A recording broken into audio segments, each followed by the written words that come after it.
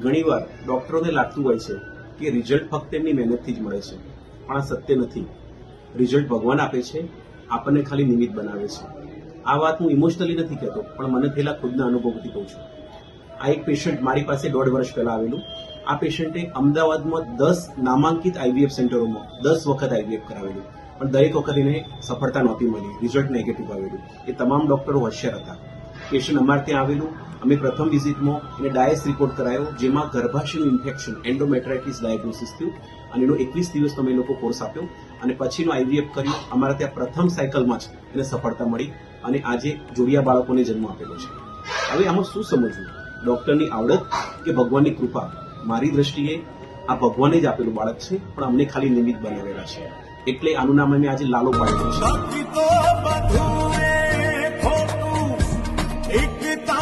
માર્ગ હાચો માયા કેરી ચાદર ઓઢી પગરે કશું નહીં જીવતું.